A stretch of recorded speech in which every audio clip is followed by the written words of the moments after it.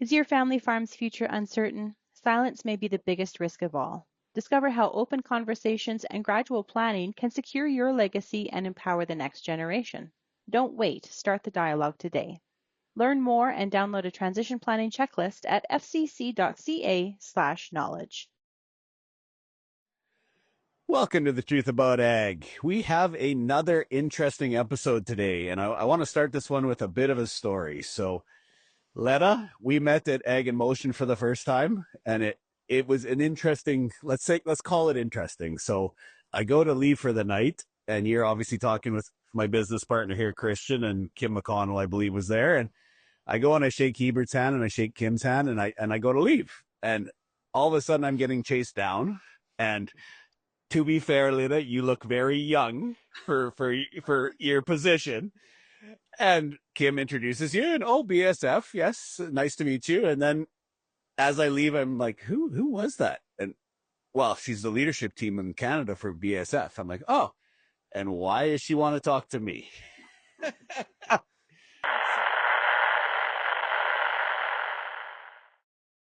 Welcome to The Truth About Ag.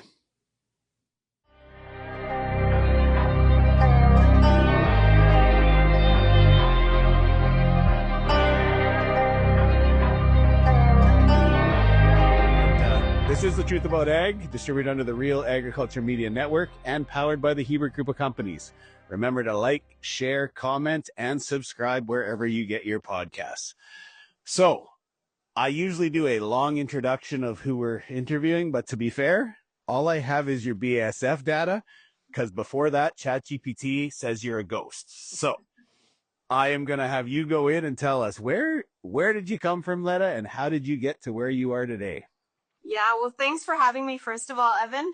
We didn't get to chat much, right, at the Ag in Motion event, so I guess the opportunity was to do so on the podcast.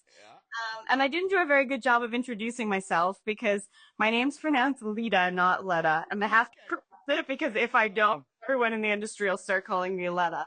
Okay, Leta. That's how little we know each other yet. So no gimmick here. I am from southern Ontario. So I grew up, my dad was a standardbred horse trainer. So I grew up on a standardbred horse racing operation. When I was growing up, we called it a horse farm. When I say horse farm to grain farmers, they look like I have 3 heads.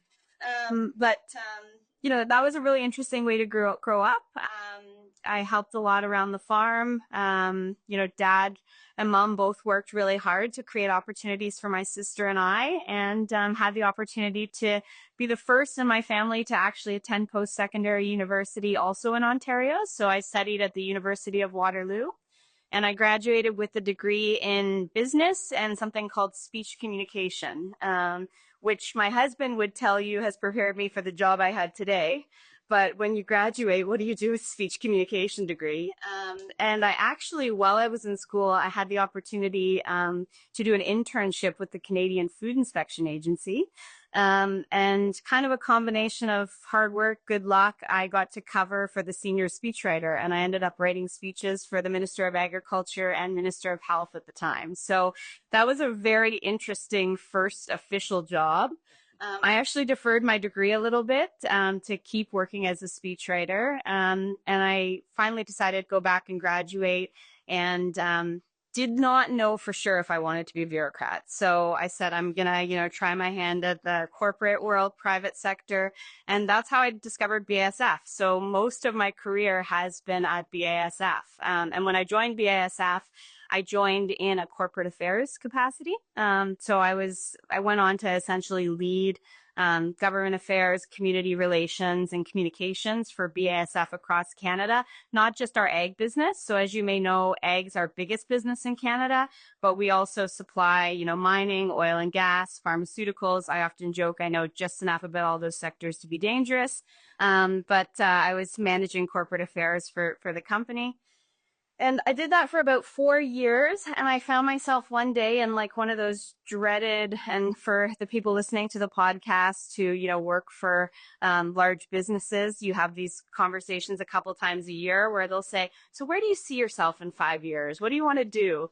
And I found myself in one of those conversations with our president of our company at the time, and I went, well, I have a business degree as well, and I think I'd like to do your job. And, kind of maybe a bit bold. But, his response, I think, really changed the course of my career, because he looked at me and he said, I've been waiting for you to say that. So that was a pretty cool response, and really kind of changed the course of my career.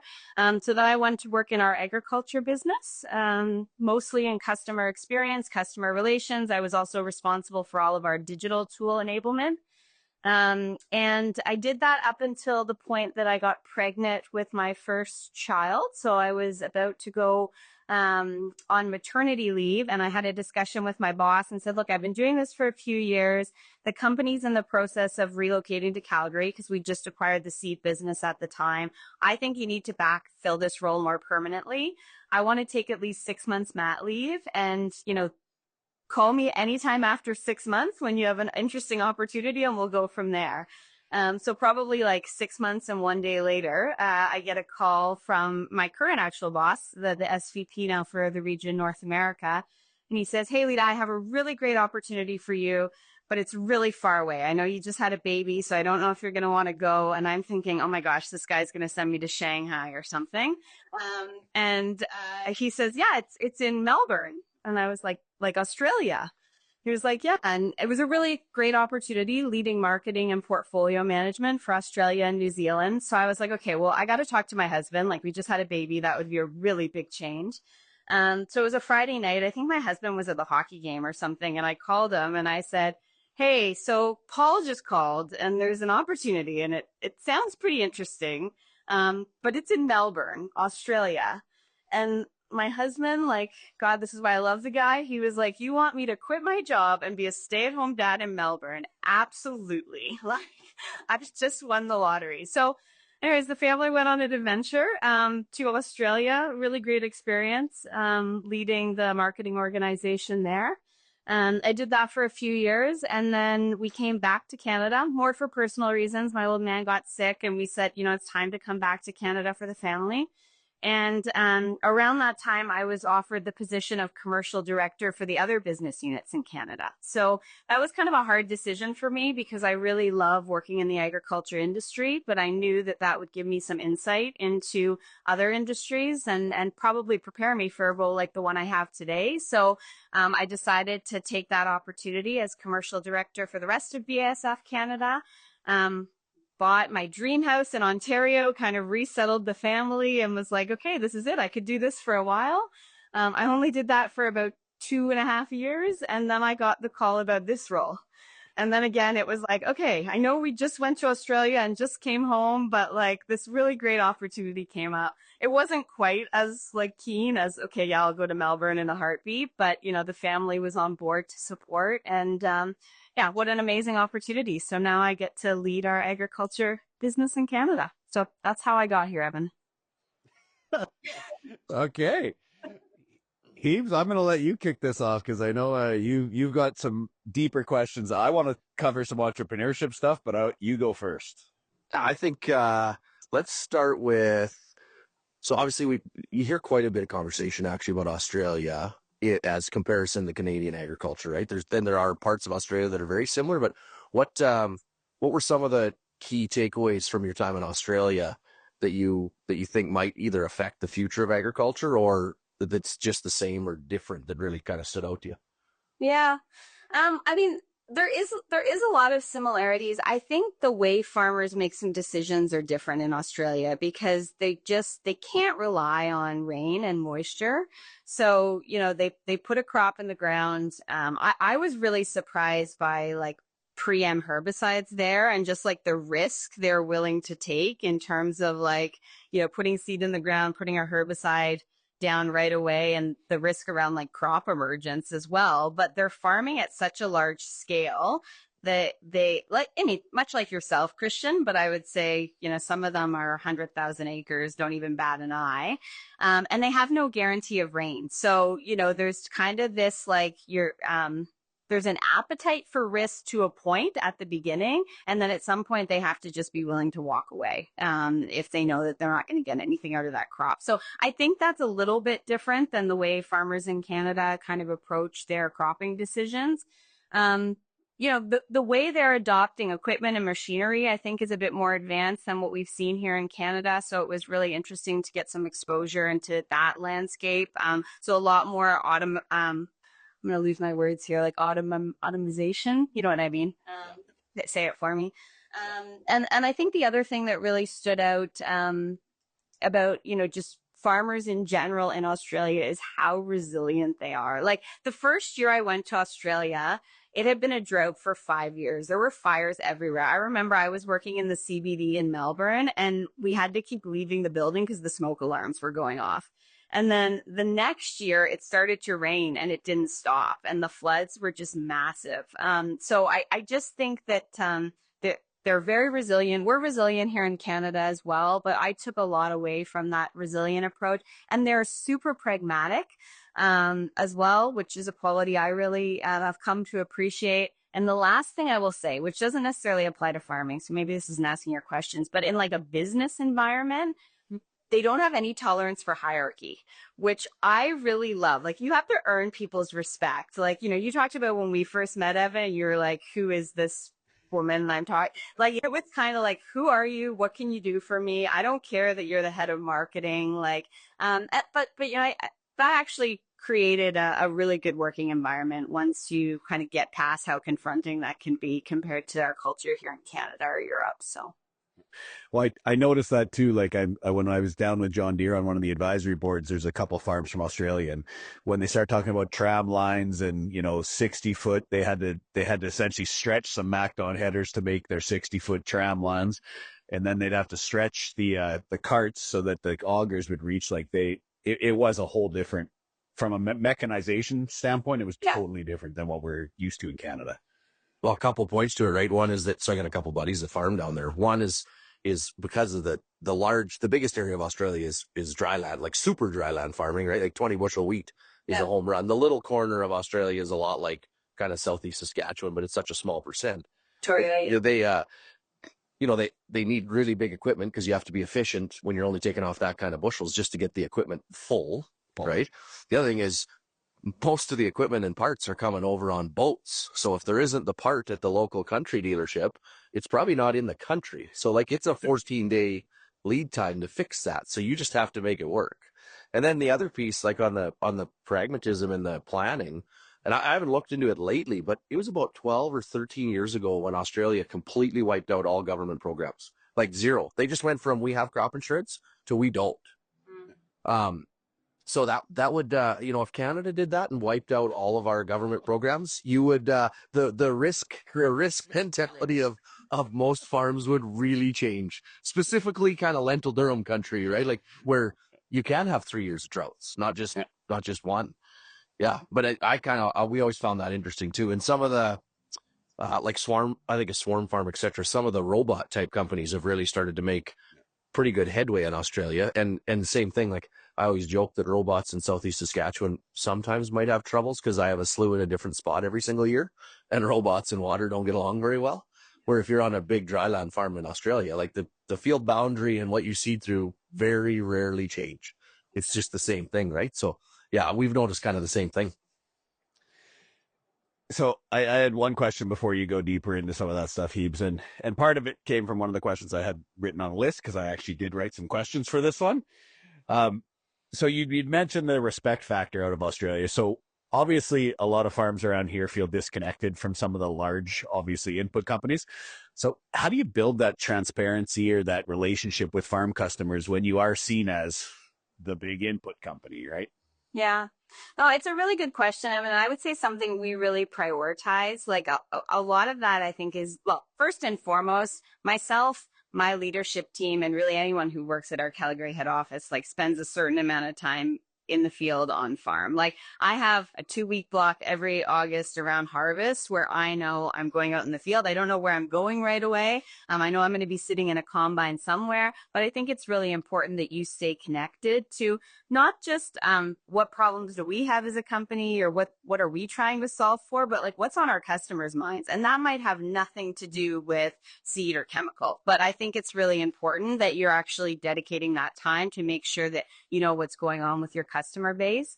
I think also like we have probably one of the largest field forces across Canada of all the crop input companies. And we really encourage our team members to get involved in their communities. And we also try to give them tools so that they can make a meaningful impact in their community, right? So, BASF, we're happy to support big causes like STARS or Egg in the Classroom. The STARS event's actually where we met, Evan. But then we also have a program, for example, called Growing Home, where we invite every small town across Canada to submit a cause or something that's really important to them. We have a campaign online where people can vote, and then we give $25,000 at minimum to all of those, a few of those causes a year. Actually, I think the Mooseman Daycare was one of our winners this year, right, Kristjan? There's a pretty good story behind this, actually. Okay, maybe I haven't heard it yet. Yes, I saw you smirk, and I figured something was coming. Yeah, the Mooseman Playfair Daycare won it this year. It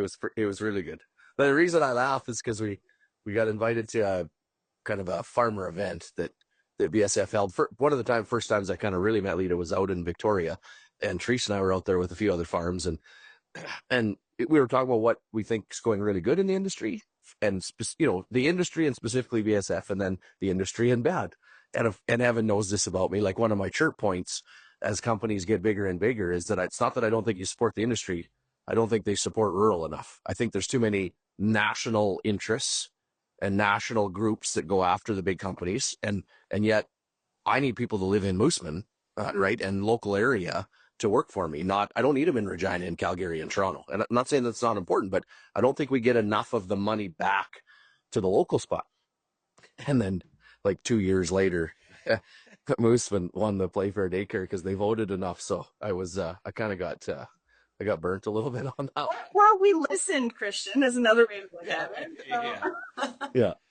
Actually, I got a pretty good story too on BSF and their team, right? As I can vouch for Leta on that. I don't even have to pretend. Is Paul Ray, who she mentioned earlier in the episode, was so he's the North American lead, and they wanted me to go down to Raleigh for I forget what it was, like a global media event, me and an American farmer, to talk about agriculture. Of course, it's like August 29th or something. And I'm like, come on, Paul. Like, I know you guys understand harvest, but do you really? Because you guys all invite me to events in harvest, which, if you're running their company, all your clients are currently busy, pretty good time to have an event, right? So anyway, I said to him, you know what? I'll come down there. I'll give you 2.5 days. But in order to do that, your rep, who's a kind of a friend of mine and has a small farm close by, has to come run my combine.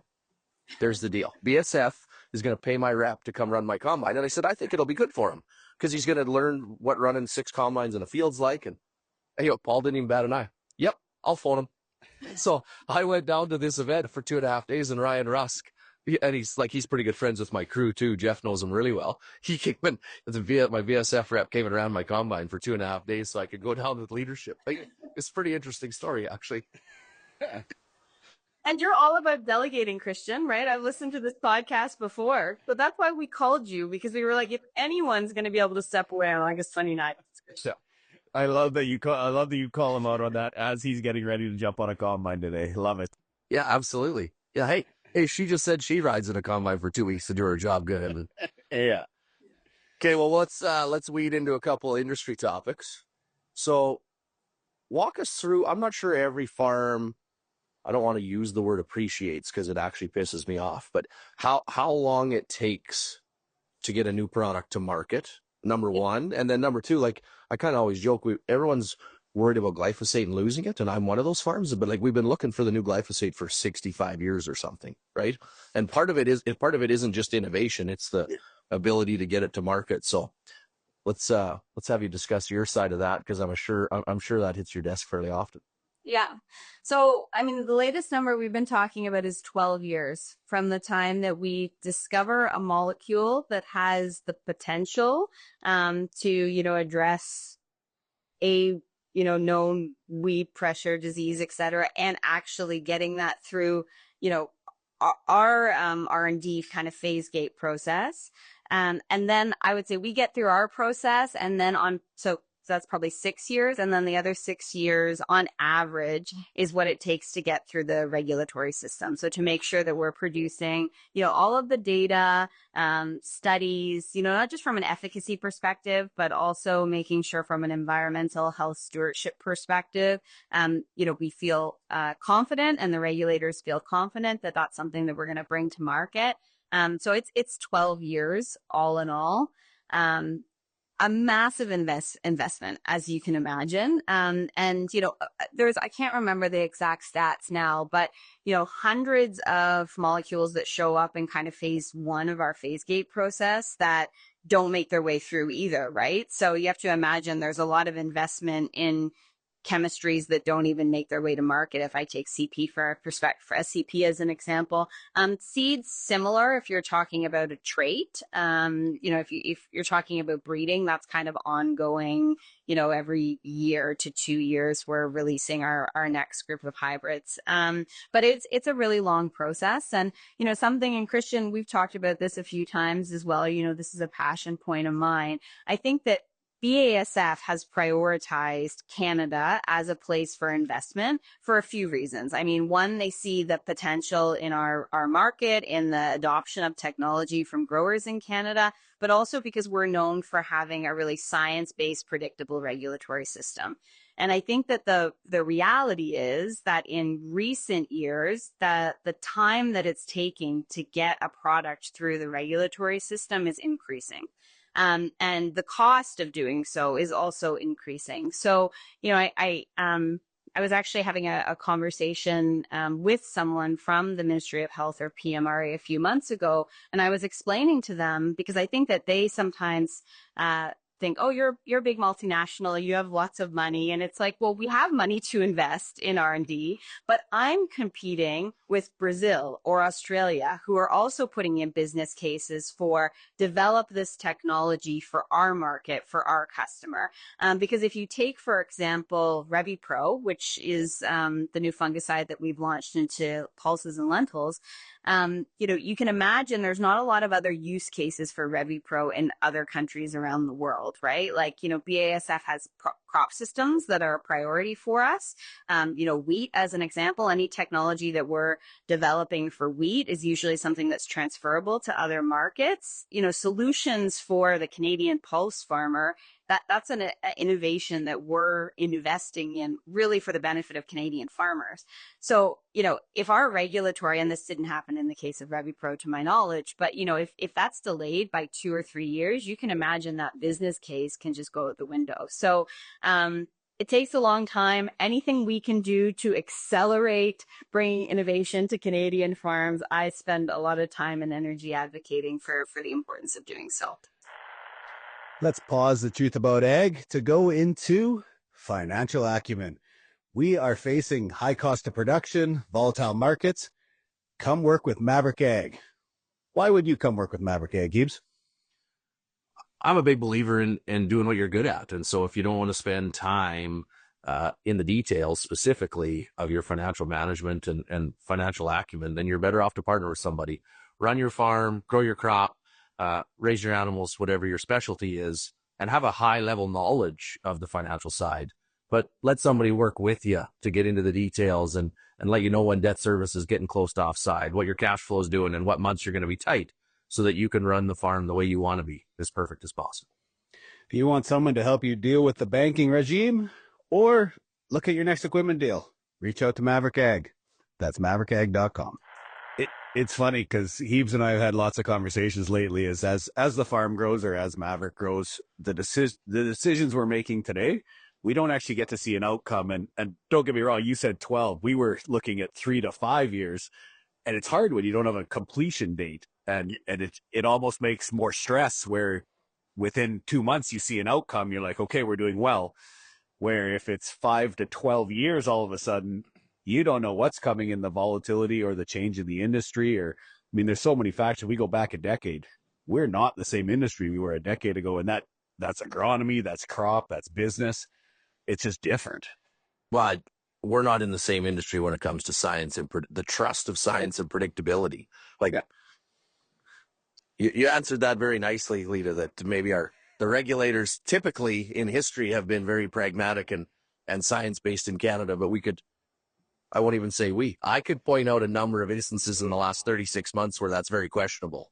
And where millions of dollars have had to been respent to just re-go through all the data that's already been gone through for 12 plus years, and it was allowed for 2 or 3, right? And I think that's why you're starting to see some push that's one of the things to help move agriculture forward. Like if we want agriculture to truly follow the Barton Report years ago and be a powerhouse, is that we need some regulatory reform. And one of them might be that PMRA should maybe be under agriculture, not under food and health. And it's not that it's in no way is anybody saying that it doesn't have to meet the specs of food and health. It's that how do you get it to be a priority, that agriculture innovation is a priority, not a back burner, right? Okay, we've now hit the part of the podcast where he's trying to get you in trouble. So go ahead. Go ahead. I'm doing well, right? I'm like, I think the PR team would be proud. I haven't responded directly. No, but maybe speaking about the opportunity we have, there's a lot of rhetoric right now around reducing red tape. And I do think as an industry, we're doing a better job of getting the message across that we do need to reduce red tape and regulatory burden to, accelerate the adoption, not just adoption, I would say the option of innovation for Canadian farmers, right? So I think that we're making progress. I think the more that we can have a unified approach as an industry around that message, the more likelihood of success we're going to have. Well, and then I think trade barriers too, right? And that we talk about interprovincial trade and how, and it's kind of interesting, like even the trucking industry. And as I talk to some of the bigger companies, like what has to be in your health and safety standard book in Saskatchewan versus Ontario. And like, we don't realize how many millions get wasted on those little things. What about if the countries that have similar type of science and structure where you're going to have products? So Canada, US, Brazil, parts of Europe, right? Like once it gets approved in one, it shouldn't take another 12 years and the same fight in every other country. I'm not saying it should just automatically get a stamp, right? And because I'm only an hour from the American border. So when I drive down to Minot and I can buy higher, the new Liberty, of which I don't have to have quite as many liters on my trailer. So I can be way more efficient, it doesn't so much affect me, but that like your new and bigger gold product that's already out in the US that, I got good buddies at Swift Current that I'm pretty sure would really like access to that product. Like it's pretty frustrating to me deep down knowing, God, I'm pretty sure BASF wishes they could already sell me this. And it's an Ontario problem, not a farmer problem, not a BASF problem. Like that as a farmer, that's frustrating. And I think that I just wish that was the conversation that happened at the regulatory standpoint is what is best for the farmer, for agriculture, and for food and health, right? And make sure we balance that out to get to the end game. That one I might get her in trouble, Ev, so we could move on pretty quickly. Well, and let's be fair, the more they spend on research and development, the more they have to put into these 12-year plans, the more it has to get passed on to producer. I mean, like sooner or later, the cost number comes down. So, I mean, I know we were going to jump into some of that stuff, Hebe. So if you want to jump into the cost side of things, we might as well just keep nailing her with these ones, right? Yeah, it's a good thing she's got a meeting with Tabitha after so they can write down all the notes about, let's not talk to Kristjan about this stuff again. Yeah, so Leta and I have talked about this before. So we're just going to bring it up because I think in the industry, I've been getting a lot of calls lately on two things. If you look at 2026 crop budgets, they would be the tightest or call them the worst that Evan and I have seen in maybe a decade. And that's a function of, I'm not saying crop prices are horrible if you compare them over the last decade, but our cost structures are horrible. Now, the chem side will say we're up the least amount out of fertilizer and equipment, and I'll agree on that. But the two easiest ways for farms to cut budget right away is change their fertilizer plan, and when it comes to chemical, look way harder at generics than branded products. And I mean, we had an insurance company that did lots of work in this, so I mean, I kind of know a bunch of the stats out of Brazil and the US that there is more. I guess the way I'd like to talk about it is, as a farmer, I need new products. There's no question at the change in the environment and the change in the weed structures. But at the same time, I'd like them for as cheap as I can get them, especially on these super tight years.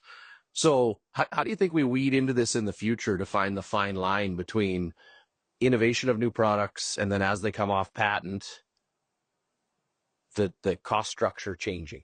Is that a fair way to word it? Yeah, no, it totally is. And look, we're certainly aware of, and we do similar analyses, right? Like you were talking about, and we were just saying like the most profitable crop a farmer can grow is still canola. And, no shortage of headwinds there as of late. So, it's a reality for our customers. And we're doing everything we can, first and foremost, to be competitive. But there's two things maybe I'd like to touch on, Kristjan. The first we've already touched on a bit, which is when you're buying the BASF crop protection products, you are investing in the future. And I know that's really hard, especially when that future is 10 years away. Like, I get it. Like, I also have a yearly P&L and, quarterly we have to report to our shareholders. So I get that. But I think that, farmers, by nature, in my experience, do think long term. It always bugs me when I hear, this reference to could the agriculture industry be more sustainable? Like, by nature, I think farmers are sustainable. They're stewards of their lands. They're thinking about it. They want to pass that farm along to their kids.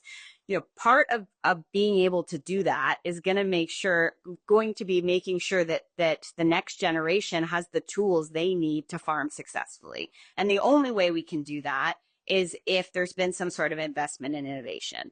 And when you're investing in the BASF crop protection, you are investing in money that's going back into that R&D pipeline that we just talked about. That is not the case in all cases, in most cases, if you're investing in a generic option, right?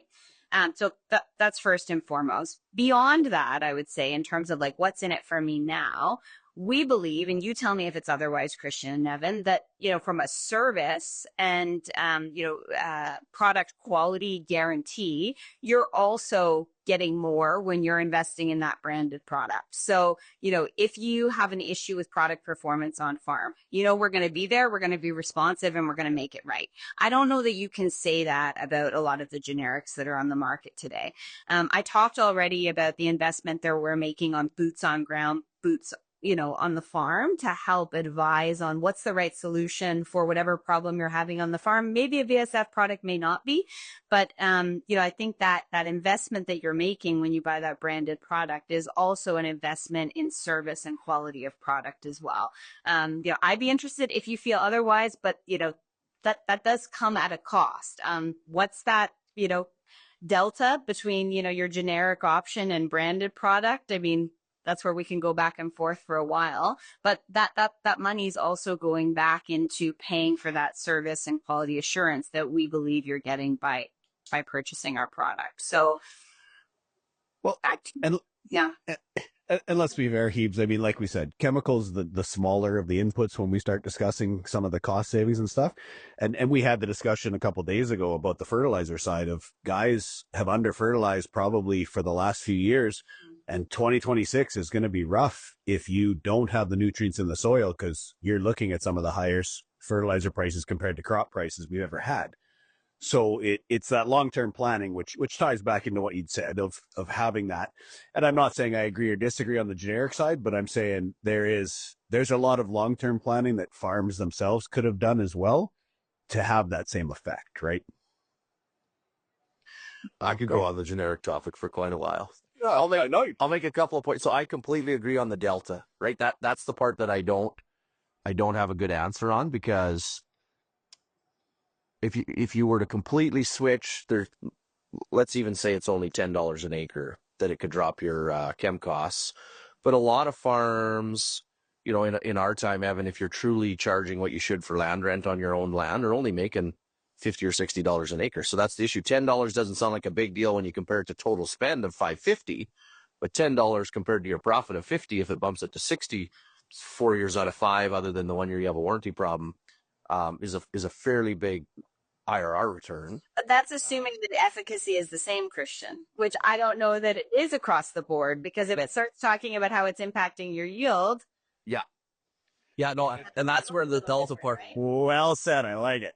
That's where the delta part is the part that I just don't know what the number is, right? Yeah. And it's at the same time, I mean, I know you'll tell me, Kristjan. yeah. Yeah. In general, we're probably a 90+% non-generic farm, right? But we also negotiate fairly hard on where we think Delta, as you said, I negotiate fairly hard on where I think Delta should be. Because it's a double frustration for me. Is one, I completely agree in investing in the future, but two, I don't agree in socialism. So let's say that 50% of the farms agree and find the Delta they're comfortable with and put into branded product, and 50% go into generic, and now a new product goes out. Do you think only 50% of the farms use the new product? No, 100% do. Right? So I could argue generics from both sides, the farmer side and the corporate side, but I just think that it's going to become, with super tight margins, it's going to be a subject that's always talked about, but it's going to become significantly more talked about here over the next 12 to 24 months, if I had to guess. Yeah. Okay, let's pull her out of the crosshairs for a couple of seconds here. I want to go back, as I said, not to the entrepreneur side, but to you are in a corporate leadership position right now, and you also have the family side. So we got lots of farms, and when we talk about the farmer coach program, lots of guys their biggest issue is they don't have the time to do both. So I guess from your perspective and moving up the corporate ladder, which a lot of people listening to the podcast aren't just farms, how did you manage both and still come into the position you're in and still be able to do both, I guess is the question. Yeah. So I have two boys, Blake's 7 and Miles is 4. And they are my world, and anyone who's willing to listen to me rant, I'll talk about them all day. I'm grateful that I'm able to be a really good mom to them, and I'm also really able to be good at what I do. And I think that my number one success factor is the support system that I have at home. And, I shared the example about, the opportunity to go to Australia and how Eric reacted. But, maybe another kind of anecdotal story, when this opportunity came up, one of the first people I talked to was my mom. And I was like, how do you feel about spending a good portion of the year out in Calgary? Because I have this really great opportunity, but I don't want the kids to miss that time with grandma. And also, I don't think I could do it without your support, with the kids being so young. And I'm so grateful that my mom, who didn't have that support system when we were kids, has really made a point of being there to support me so I can do that. Because, I do travel a couple weeks a month. And, it is really hard when you've got a 7-year-old and a 4-year-old, and even with daycare. I mean, Eric does work as well. So, even after school care or lunches or homework, right? You need someone else sometimes to pitch in. So I feel like it does really take a village. And in my case, having that really great support system kind of throughout my career has really enabled that. The other thing I have to say, and I have to give kudos to BASF here, like I feel like the company's done a really good job of, creating an environment where I didn't feel like I had to choose between, being a parent or my career. And, a great example of that is, the call that I got coming back from maternity leave about an opportunity in Australia. I think a lot of times there might have been kind of this bias around, oh, well, she's just started a family, she's not going to be interested in an opportunity like that. I often talk a lot about the fact that we have a parental leave program, 5 months parental leave top up, available to all of our employees. And I really encourage that, everyone's taking advantage of that program, whether, you're a mother or a father, because what's really important also, I think, is that, we're creating equal opportunity, where someone goes on a parental leave. I think you just froze, Evan. So you tell me if you can hear me. You keep going. Okay, perfect. It's just your internet, not mine. But we've created a program, for example, where, we encourage everyone to take parental leave, and then there's not this bias that it's only women that are going on maternity leaves. But, people going on parental leave is just a fact of doing business. And, we think about it as how can that be a development assignment for someone else? So I think, it's also just kind of having a company culture where it's not like, just about let's create opportunity for women can be in leadership roles, but let's just create an environment where everyone can be successful regardless of gender. That's been a huge success factor for me as well. Going to pull you away from the podcast here to go into Farmer Coach. We have opened up the registration for November. Brand new courses, the executive, the foundations. Heebs, why would you come to Farmer Coach?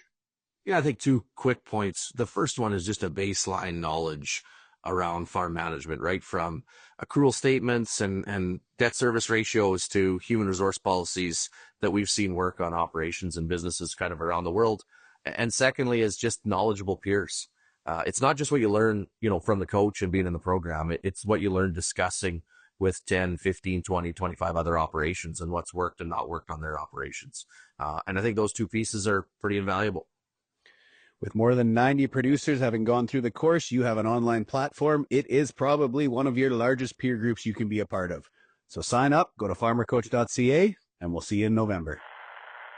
I was hoping she'd bring that up, Evan. We've talked about this a few times, right? And I think the women in agriculture or just the conversation period can go down way too many rabbit holes. And I like the way Leta puts a spin on it is let's just make sure that everybody has the opportunity for success, whatever level of success they're trying to have the desire to reach. Some people want to get to the top and some people want to get to the middle, but let's make sure they can have the opportunity to get there if they're doing their job correctly. But not like that. That's the bottom line of it all. Yeah. And I mean, 2 other things I would say. One, I've never felt like I've taken an opportunity that wasn't the right opportunity for my family as well, right? And that looks different for every person and every family, but the time that we had as a family in Melbourne was so special. The fact that Eric was able to be home, when Blake was just a little guy in Melbourne, great weather, like kind of living in our bubble there, like that was a great quality of life for my family. Similarly, the move out to Calgary has been really great for our family. And it's also been really good for my mom to, get out of Ontario and experience another part of the world. So I think that, it's not always about making sacrifices, but really if it works for your family, and keeping that top of mind, like every time something comes up, Eric and I have a conversation. Is this the right decision for the family? And if the answer is no, we don't do it. So that was one thing I wanted to say. The other thing is like, I've never taken a job really thinking about what my next job is going to be. Like I've always taken that opportunity being like, how is this going to help me learn and grow? How am I going to be able to make an impact and drive change in that opportunity? And if I can't answer those 2 questions, I'm not going to make that change. And then once I'm in that role, I'm really focused on what I'm doing and doing a good job. And I think that that's really important as well, to just remain present in whatever it is that you're doing. Well, and that was big to me is right there is you took the roles to learn, to educate, to improve. You didn't take it because there was a big check thrown your way, or you didn't take it for the pizzazz of the title or the hierarchy. Like most I find, especially in today's industry, that's not how it is. They're not taking roles to improve themselves. They're taking roles because there's outside circumstances that they're looking at, right? And secondly, before you talk, I'm waiting for Hebrew Group to send me to Melbourne. So whenever the position opens, Hebes, just let me know. Yeah, one of my divisions has to create a big enough opportunity. Oh, okay. So it's on me. Got it. Once again, I think it's well put, right? I mean, if anybody tries to move up to a high level position of, VP/C level, and it's purely for the pizzazz, you're in for a hard lesson because life is not easier in those jobs. It's actually much more difficult. However, the difficultness also does open doors to tremendous opportunities of meeting super interesting people, like being curious because you get to be around really smart people all the time at every level of the job you get to deal with. And that every day you can learn something. I don't care who it's from, because they're probably a specialist in what they do. And that's why you're talking to them. And that, I think my emails, like I've got signing off, is be curious now. And that it's one of my favorite things, is just learning from other people, right? And going in with that idea versus not other type of mentalities you can have. And I also like to talk around, I'm not sure, everyone uses the word balance, and I'm not sure that the word balance is something I believe in. It's are you and your family on the same page? And have you decided this is important? And then it's just scheduling, right? Like I don't know. I haven't missed too many hockey games or practices in the last 3 or 4 years. And that was not normal in agriculture 50 years ago or even 20 years ago. It's scheduled in my calendar. And so it's important. And then you schedule work around what's important. Exactly.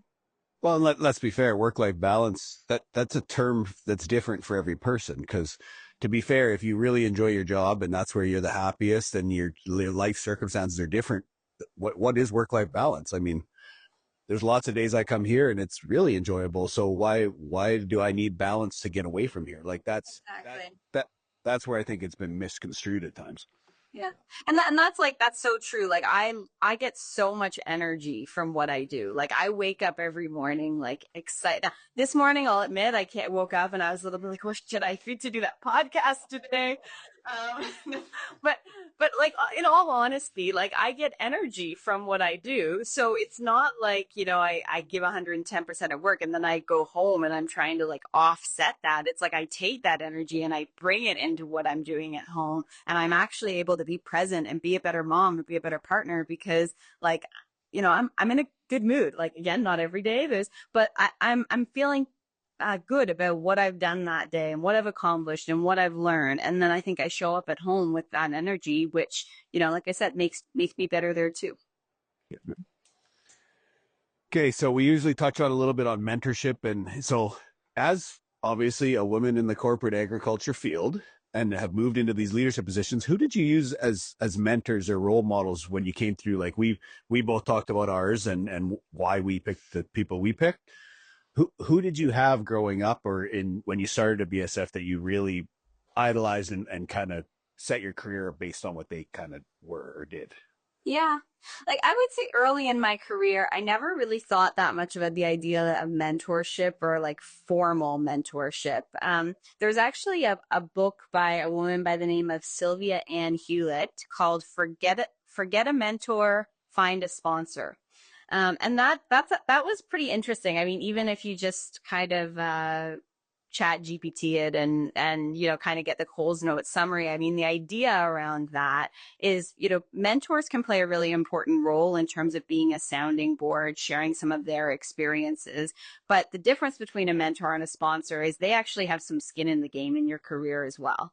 And you're kind of mutually dependent on success. So, they're willing to invest in you, take the time with you, but also because they think it's going to either help them or help the company or contribute to something that they see as being really important as well. And I would say early in my career, unknowingly, I found quite a few sponsors within the company. And it was actually not just that they were someone that I could go to for advice or for a sounding board, but more so someone that was willing to give me some air cover so I could take a bit of risk, but not so much risk that, I got myself into hot water. And that was really one of the things that helped kind of empower my development and also my career journey is that I was able to take some of those risks knowing that they had my back. So, if I think about particular individuals, we have a lot of delegates or international assignments at BASF. I had the opportunity to work for some really great country presidents who came from France or Spain or Europe. And what I really enjoyed from the opportunity to work with and learn from them was just the really different perspective that they brought, that they had such different experiences, and kind of opened my eyes to, hey, I could also have kind of different experiences. Don't limit your mindset around like, what I knew growing up. So, I credit a lot of my growth and development to some of those relationships.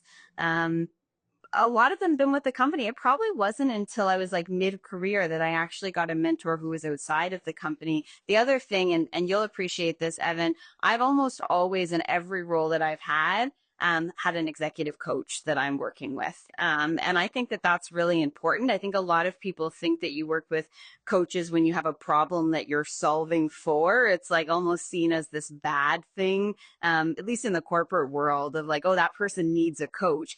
Like I'll be the first one to say, I think it's really important that I have access to a coach, someone who's outside of the organization, who's working with other organizations and can help me work through problems and provide a different perspective. Well, and I like that you said that because obviously we're in an industry, especially primary producer agriculture, where that's foreign. Like that's not even, we're hardcore rugged individualists. Where to ask somebody else to help us with our career is just not going to happen. And I think that was part of, like, when I started here, that was part of Kristjan's requirement was I had to go to strategic coach. And part of it was to get the Kool-Aid of corporate out of me. But the other one was to open my eyes to what entrepreneurship and executive coaching and that side of the business was. And I'll be truthful, the first year was a waste of time because I didn't actually listen. I didn't let it sink in. But now 6 years later, it obviously has had some effect for sure. Yeah. I was thinking I wasn't going to share this on a podcast, but so yeah, August 20th was my birthday yesterday. And, Happy birthday, Kristjan. yeah, thanks. So we're in harvest. And as Evan knows, I'm not a big birthday guy, but it made me, you talk about coaching and you talk about rugged individualism of agriculture. Yep. And so I get a text from a pretty good friend yesterday, and it says outside looking in, people think you're just lucky. Just so you know, we've been buddies long enough to know that good decisions and surrounding yourself with great people is what got you to where you are. And that right there is why you need good friends and good coaches outside of your industry, right? Because you're going to have people that support you and you're going to have people that just call you lucky.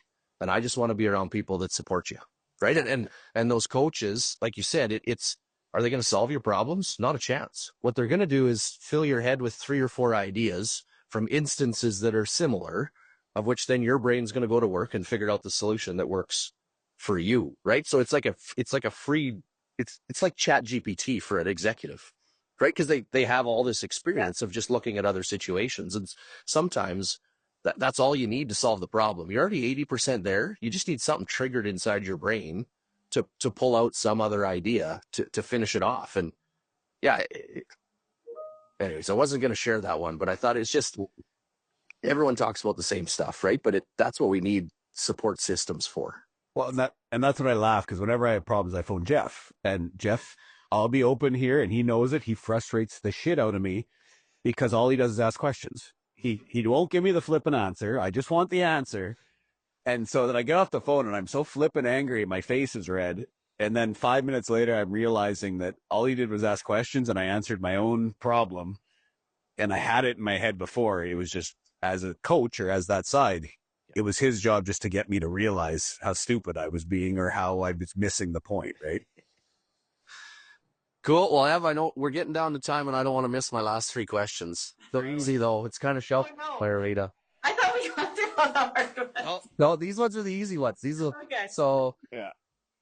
What's your favorite book that you've read that comes to mind? You already just named a pretty good one. I wrote it down, but there might be another one. Harry Potter for sure. No, I'm joking. Well, kind of joking. But no. So one that's really resonated with me is Speed of Trust by Stephen Covey. So the whole premise is that high trust environments or high trust relationships contribute to increased speed and decrease costs. And if you have low trust, it's going to decrease your speed and increase your costs. But it talks about, behaviors that really build trust in business. And that's one that really resonated with me. I'm still working on this one, Kristjan. Okay. It's not my desk. It's Well, it is right there. Tabitha planted it. No, she didn't. But it is on my desk because I haven't got through it yet. But it might be. If you ask me in a few months, this might be my recommended. That Speed of Trust is pretty good too. I'm not gonna lie to you. Yeah, actually, that just triggered my memory shot. I might have to read it again and make everyone on the team read it because it's a pretty good one as you grow too, right? Because I find that growth, like the speed of your trust, is hard to maintain as you grow, right? It's a little different. But. Yeah. And as a leadership team, like everyone on my leadership teams read it, and we've been kind of hosting sessions with an external facilitator focusing on the 13 high trust building behaviors and whether or not, we're showing up with those behaviors in mind. So highly recommend you guys consider that for the farm. It's good.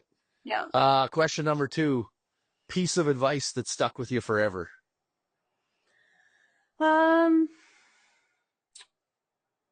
stuck.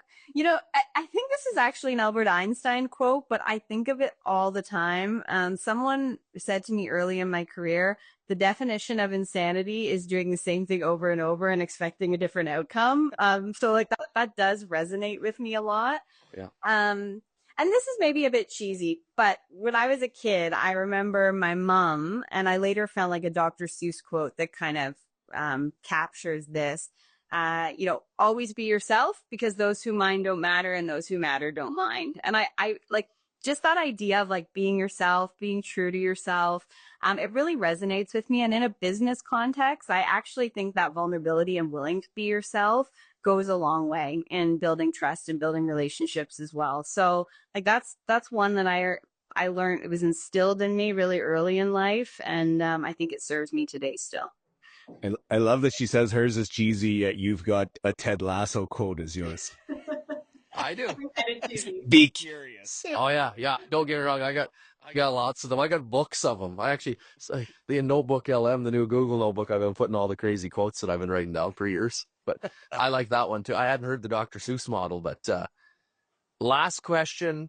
So I used to ask people, if you were the ag minister for a day, the way I ask it now, because we've had guests on from all over, is if you had a magic wand and you could make one or two changes this year that would affect agriculture very positively over the next 50 years, what would it be? PMR, like we already answered this. Like they threw the song. I'm going to say in the sentence, it would be like make a lot of changes that would accelerate innovation in ag. But one that really comes to mind, honestly, Kristjan, would be like having more people understand our industry and be curious about our industry. You said be curious, but I really mean that, because I think that would contribute a lot to attracting better talent into our industry that we need to be successful. I think it would go a long way in getting the support that we need from a political government affairs side of all things agriculture, but that's also going to make people want to bring new innovation to our industry. And I think that adoption and acceleration of innovation is what's going to move our industry forward, whether that be, seed or crop inputs, or it be, the adoption of new technology on farm or the use of AI. Like just that acceleration of innovation, I think is going to make us so much better as an industry. And I think it all starts with people really understanding and having a better appreciation for the important work that farmers are doing. So I love those questions, because I'm still like the last episode we did with Farm Creditor, I guess that was 2 episodes ago. Darren Backus threw out excitedly, awesomely boring. That's what he wants for agriculture going forward. And I use that so many times now, because it's exactly get rid of the volatility. I love the excitingly, awesomely boring. Yeah. Yeah. I think that, there's one, before you go into the end of the show, there's one thing. So, I mean, I'm on the record quite a bit over the last 4 or 5 years being frustrated with large Canadian agriculture companies not having Canadian CEOs, right? So, Leta, you got a lot of my support, because for farmers out there, you think at the end of the day or in October, November, when you're really sitting at your kitchen table or your office fighting about where you're going to put budget, am I putting it into nitrogen or phosphate or chemical or equipment or my people, big multinational companies, the regional heads have to go fight for that budget. And I don't want to use the word fight, but it's kind of the truth, right? The business is being run the same way as you run your farm. And so I think it's a great thing when we have multinational company leaders within our country who have international experience, but are fairly tied to the country itself and grew up on farms. I don't care if it's a horse farm or a grain farm. My wife and daughter are gone to nationals for AQHA horses right now, so I know exactly how expensive they are. Yeah, exactly. That's exactly a word. That's that is it. That's a great word, right? But I think it's super important for our industry to have people like you that want the positions you have, because we need to educate everywhere in the world about agriculture and let people understand it more and get more dollars invested in it to create the future we want. So that there you go, Ev. I'm on the record saying that I'm proud of what BASF and Leta have done now too. I can't just give the bad thing when they don't have Canadians in the seat. Thanks. Well, and I like the part that she walked in and told her boss she wanted his job, and the last thing I want is your job, Hebe. So I'm quite content where I am. So that line I wasn't quite so forward. I think I could maybe do your job one day. Was that to Paul? No, but I have a development conversation coming up, so. still time. Okay, I want to thank you, Leta, for coming on today. I apologize for getting your name wrong, but to be fair, as we said, it was a very short window of introduction. But for those listening, we hope to keep bringing you content like this. Obviously, strong entrepreneurs, strong executive leadership positions, and in the big multinational companies, we love talking business, let's call it. So remember to like, share, subscribe, comment, and ring the bell if you're on YouTube. And other than that, that is The Truth About Ag. Thanks for joining us. The Truth About Ag podcast is a proud member of the Heber Group, which includes Heber Grain Ventures, Maverick Ag, and Farmer Coach. We appreciate the support. Lastly, please like, comment, share, subscribe, and ring the bell. And if you have questions for a future podcast, please leave in the comments below. Thanks for listening.